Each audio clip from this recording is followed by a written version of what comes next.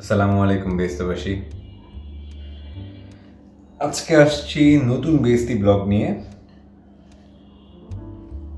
শুধু খাবারটা বেস্তি কিনা জানি না, একটু সবজি মাখা ভাত খাচ্ছি। আমাদের প্রত্যেকটা খাবারের মধ্যে সবজি থাকেই থাকে, তাই একটু সরাই নি।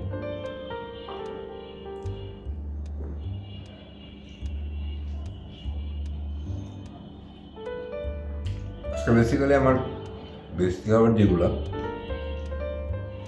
ওগুলো হলো ডিম আলু ভর্তা প্রথমত,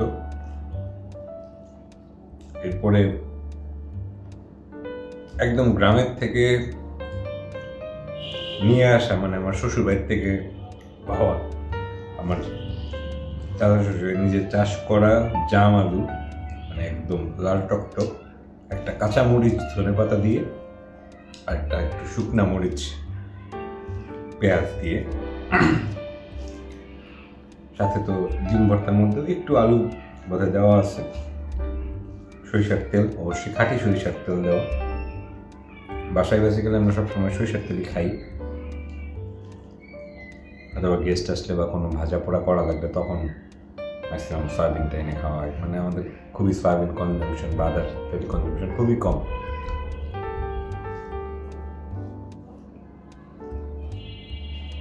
আরেকটা দুই জিনিস, এটা একটা অদ্ভুত জিনিস, আপনারা অনেকে স্টু এর মতো বলবেন হয়তো বা, but it's not a stew. মানে মুরগি মাংসই, অরিজিনাল মাংসের তরকারি, সাথে মাংসের তরকারির সাথে বড় লাল আলু, গাজর, ফুলকপি, বেস্তে থাকা ফুলকপি, তারপর হলো গিয়ে টমেটো, এরপর বরবটি, শিম, শালগম, সো এগুলা দিয়ে একদম ঝোল করে স্যুপের মতো করেই, মানে আপনার দেখলে স্টু এর মতো মনে হবে আর কি। বেসিক্যালি স্টুও কিন্তু একটু ডিফারেন্ট মডিউলে করা, এখানে তেল মশলা নাই, মানে বলাই যায় যে একদমই নাই, হালকা অথবা হলুদ জিরা বা গোলমরিচ কিছু একটা থাকতে পারে।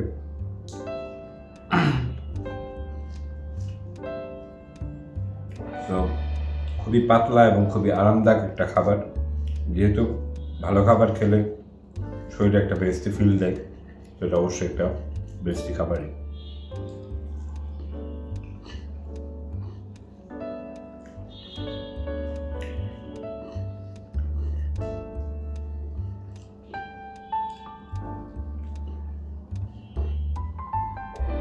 সবজি দিয়ে শুরু করলাম।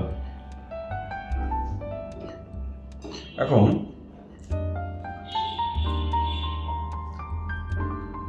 এই যে দেখেন জাম আলু ভর্তা, এই যে এটা শুকনা মরিচ মাখা, ওইটা কাঁচা মরিচ দেওয়ার, এটা ডিম আলু,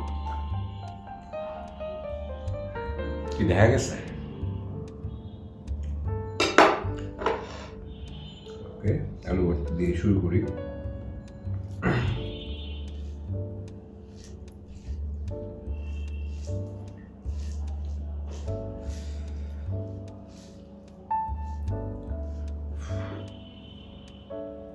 ঘ্রাণ,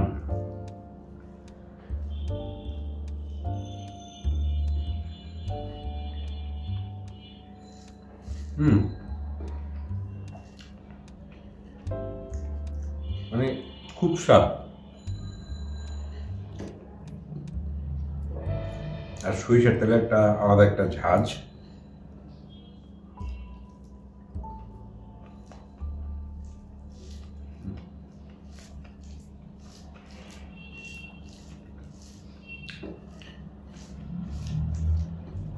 উফ,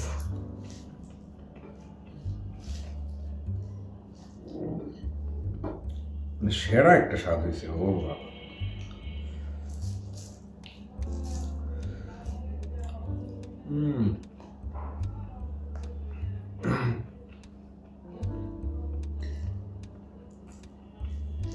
মানে এই জামালুটা আপনার ঢাকায় যে জামালু দেখেন, এই জামালুর সাথে কোনো মিলই নেই। এটা পিওরলি জামের মতোই দেখতে, একদম জামের সাইজেরই। ঢাকায় তো একটু লম্বা, ওইটা আসলে আমি জানি না ওইটা দেশি না হাইব্রিড না কি বিদেশি জাভা সুপার জানি না, ওইটাই নর্মালি খাওয়া হয়। তো এই ছোটোবেলায় খাওয়ার পরে মনে হয় এই যে এই প্রথম যেহেতু শ্বশুর বাড়ির থেকে আসছে, তো এটা এমনিতে স্পেশাল কিছু,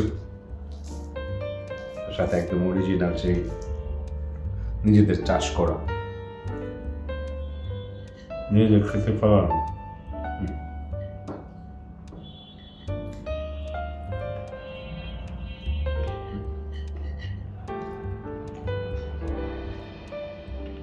আমি নর্মালি আসলে শুকনা মরিচটা খুবই অ্যাভয়েড করি,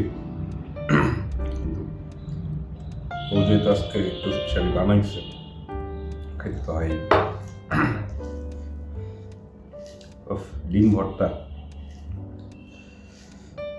ডিম আমার কাছে কেমন প্রিয় সেটা আসলে আমার কাছের মানুষ ছাড়া কেউই যায় না। ডিম মানে এই ব্লগটুক শুরু করার আগের থেকে আমার ফ্যামিলি একদম ছোটবেলার থেকে, মানে ডিম এত সুস্বাদ কেন। আমার বউ রিসেন্ট টাইমে আমার সাথে শুধু ডিম খাওয়ার নাকি ভিডিও করে রাখছে, মানে আমার খুব বেখেয়াল। আমি একটা নাটক দেখতেছিলাম আর ডিম খাচ্ছিলাম খাবার শেষ করে। নর্মালি খাবার দেখার সময় মোবাইল টোবাইল দেখার অভ্যাস নাই আমার, মানে এই মুহূর্তে নাই, আগে ছিল। বাট একদিন নাটক দেখছিলাম, এই যে নতুন একটা নাটক, যে অপূর্বর নাম যেন, অপূর্ব আর জাকারিয়া শৌখিনের বেসিক্যাল পরিচালনায় দেখছেন। আমার পরিচালকের নাম আমার মনে থাকে। তো আমি ভেরি মানে কি, আমি খুব ভালো একটা দর্শক। অপূর্ব নিহা এদের প্রচন্ড সুন্দর গ্রাম নবাবগঞ্জে গিয়ে মনে শুটিং করে, এত সুন্দর, আহা।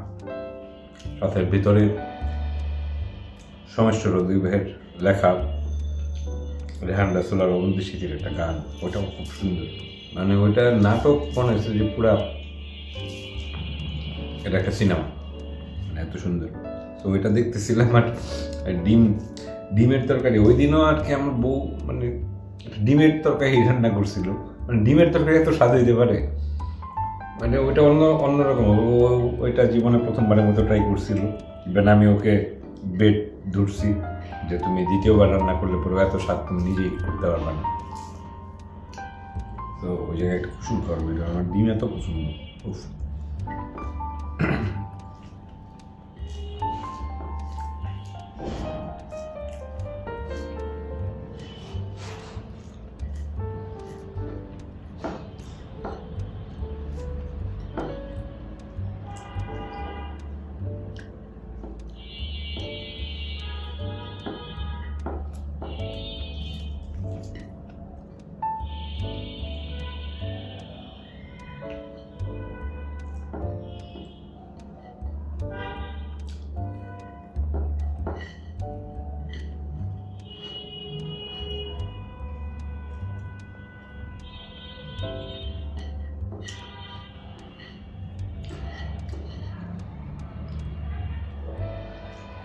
মানে আলু ভর্তা বা এগুলো করার আগে বউকে বলছিলাম যে একটু ঘি দেওয়ার জন্য, সে স্ট্রিক্টলি বলছে না, ঘি দিলে পরে আলুর ঘ্রাণটা থাকবে না, মানে তার আলুর ঘ্রাণটা কেমন সুন্দর।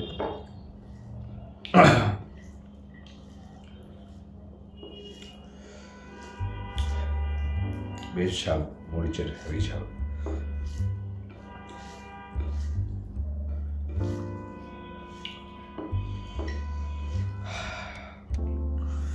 অনেক ঝাল, অনেক ঝাল।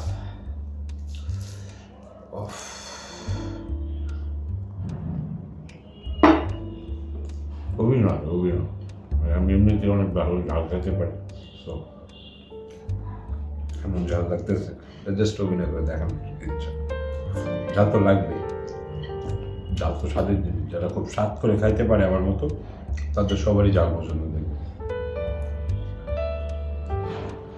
আর যারা দেখবেন যে ঝাল খুব কম খায় বা কম খাইতে মানে বেশি খাইতে পারে না, তাদের দেখবেন এই খাবারের সমস্যা, ওই খাবারের সমস্যা। আল্লাহ যে আমার কি রহমত দিয়ে পাঠাইছে, আলহামদুলিল্লাহ।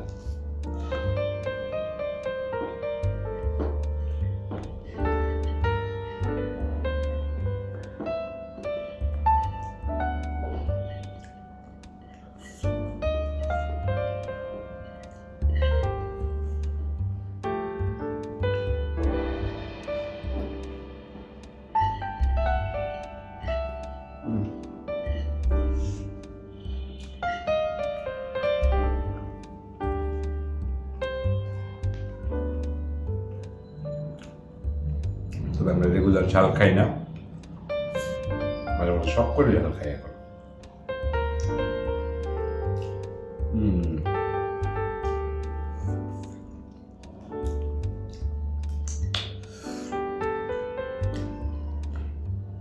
না আসলে তো ঝাল।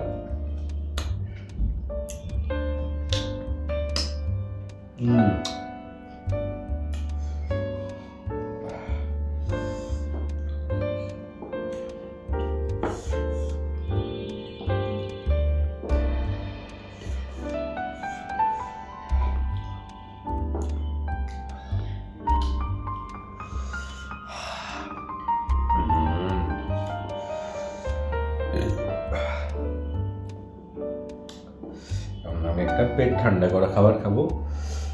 এই যে দেখেন, আলু, বরবটি, তারপর হলো গিয়ে মটরশুঁটি, ফুলকপি, গাজর, শালগম, মুরগি। মুরগির রানটা অবশ্যই একটু আগে খেয়ে ফেলছি এমনিতে। এখানে আদা বাটাও দেওয়া হয় না, রসুনও দেওয়া হয় না। এই জিনিসটা সিস্টেম করা হয় এমনভাবে, মানে আদাও কুচি করে দেওয়া হয়, রসুনও কুচি করে দেওয়া হয়, একদম পুরো জাস্ট মানে সব কিছু একসাথে তৈরি হয়। এটা সিদ্ধটা খুব কেয়ারফুলি করতে হয়, এটাই আর কি ফ্যাক্ট। এটা প্রাপ্তি দ্বিতীয়বারের মতো এইভাবে করছে আসলে।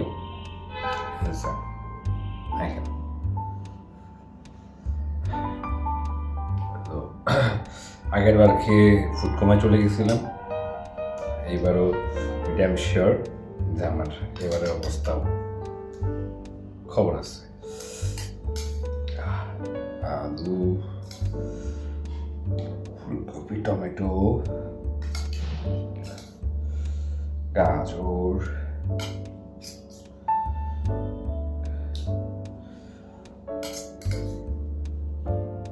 মটরশুঁটি, বরবটি, মুরগির মাংস আর ঝোল। এটা স্পেশালিটি এরকম যে এটা খাইতে গেলে পরেও মানে প্রচুর ঝোল করে খাইতে হবে। এবার কোন মুরগি তরকারি খাবে, কিন্তু এটা যে কি স্বাদ, আমি খাচ্ছি আমি বুঝতেছি। এমনিতে একটু হালকা সর্দি লাগা, সর্দির নাকে পানি বের হয়ে যায়। আহা ঝাল, আহা সুন্দর, হায় রে স্বাদ। মানে এটা পুরো অল্প ভাত সাথে এই খাবারটা একদম পেটের মধ্যে, মানে আপনার পেট আরাম করে ফেলবে একদম।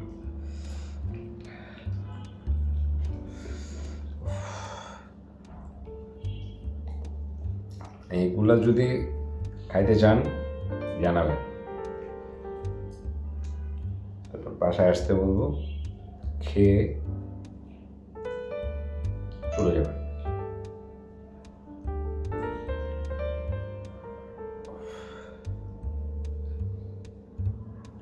কি ঘ্রাণ পাই, মশলা নাই বললেই চলে, তারপর সবজি এত সুন্দর ঘ্রাণ হয়।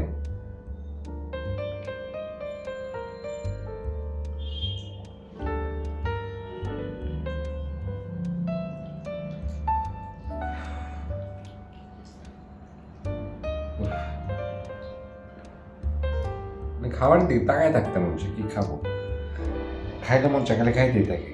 কিন্তু পেট বলে তো একটা জিনিস আছে, জায়গা এতটুকু, জায়গা স্পেস কম, আর একটু খালি রেখে খাইতে হবে, নিয়মে আছে, ধর্মে আছে।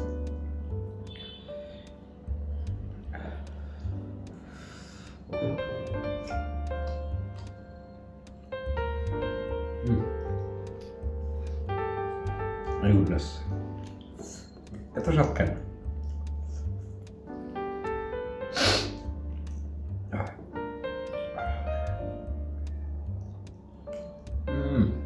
মানে সবকিছু একসাথে যে মাখাইছি সবকিছু একসাথে ব্লেন্ড হয়ে এমন একটা স্বাদ হয়েছে ভাই। হালকা একটু লেবুর চিপা ওফ,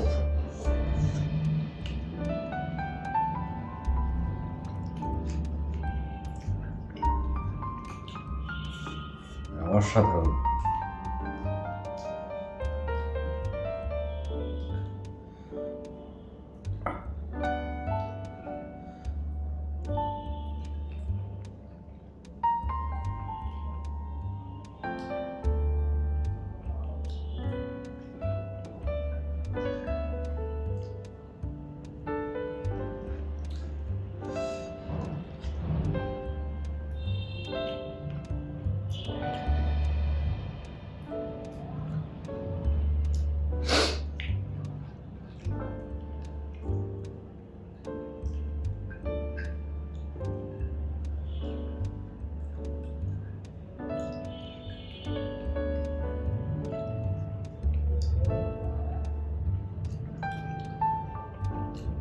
শালগমটাকে মানে কামড়ায় খাচ্ছি, সাতটার কাছে দেশের মতো জানেন আমরার মতো।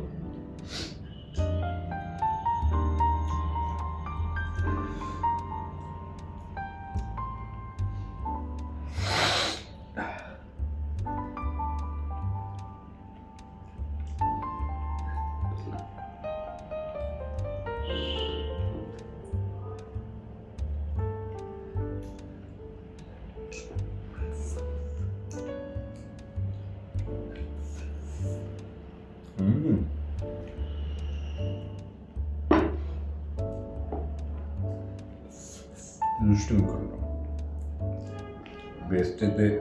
বেস্টে দুষ্টুমি করতে মারা নাই।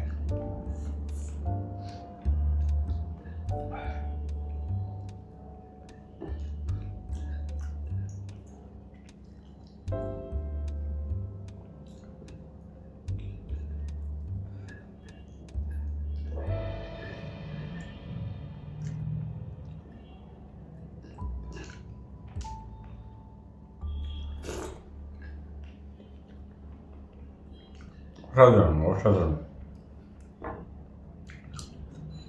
তো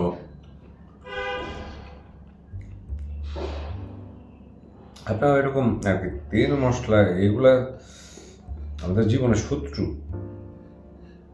মানে চিনি, অধিক পরিমাণে কার্বোহাইড্রেট, তারপর তেল মশলা, এগুলো যত কম খাওয়া যায়, মানে শরীরের জন্য কিছু কিছু দরকার তো আছে, এগুলো শাকসবজি আসলে অনেক মিটায়। সো আমি প্রচুর মাংসপ্রেমী মানুষ, আমি প্রচুর মিষ্টি প্রেমী মানুষ। তো এগুলা সব কিছু আস্তে আস্তে কমাই দিচ্ছি। মিষ্টি খাওয়া তো অলমোস্ট প্রায় ভুলেই গেছি।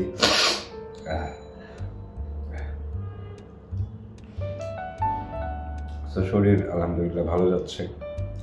আপনারাও একটু খাওয়া দাওয়াটা অন্তত ঠিকঠাক রাখেন। আমাদের ঢাকা শহরে আসলে যা খাই আমরা, সিজন ছাড়া অন্য সময় খাওয়াটা ইটস ভেরি টাফ। আসলে কী খাচ্ছি নিজেরাই জানি না, কিসের মধ্যে কী বিষ ঢুকানো।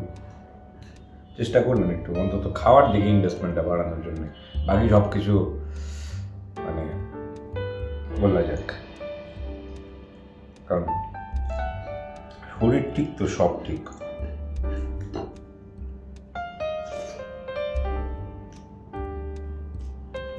একটা হচ্ছে আমার মনে আছে, আমি কিন্তু এক্সারসাইজ করতেছি রিসেন্ট টাইমে, একটু হালকা ভুলও জেনারেট হয়েছে।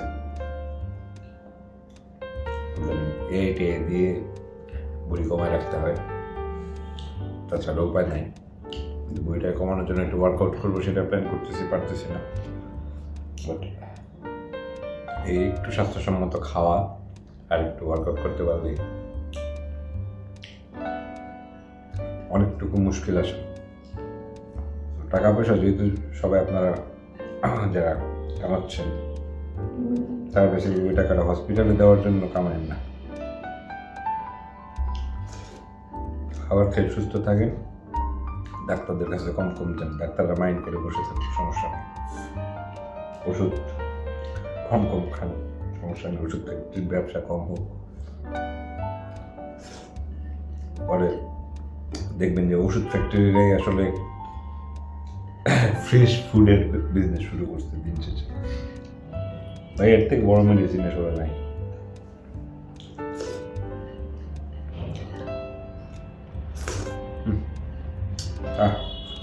কি যে স্বাদ!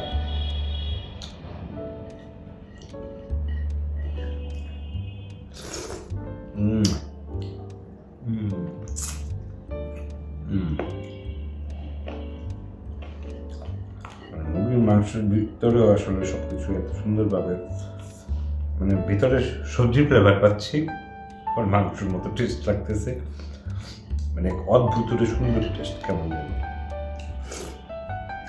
যাই ছোটখাটো যেই অল্প মশলা টসলা যাই আছে, মানে সব কিছু পিওরলি প্রপারলি ঢুকছে।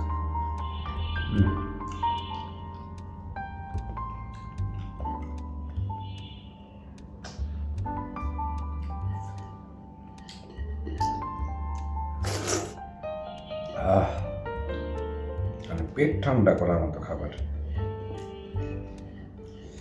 এবার প্রতিদিন খেতেও হয়তো বিরক্তি লাগবে না, আমার অন্তত লাগবে না।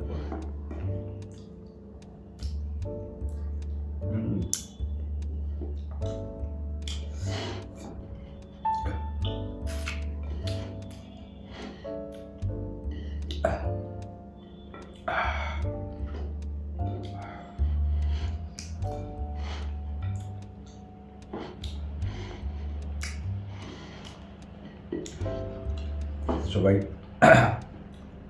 ভালো থাকেন, সুস্থ থাকেন, বেস্ট ব্লগের সাথে থাকেন। বেস্ট ব্লগ দেখতে দেখতে সবাই বেস্টের স্বাদ নেন, বেস্টে চলে যান। এই খাবার খাইলে বেস্টে না যাওয়ার ছাড়া কোনো উপায় নেই। অনেক বেস্টে আছে, না পসিবল না। মানে কোথায় কোন জায়গায় কোন ব্যস্ত নামায় দিছে আপনি, আমি যেহেতু চোখে দেখি নাই ব্যস্ত, তবে এখানেই আছে। এটাই কোনো বেস্তি মজলিস, ডাউট দিতে পারবেন।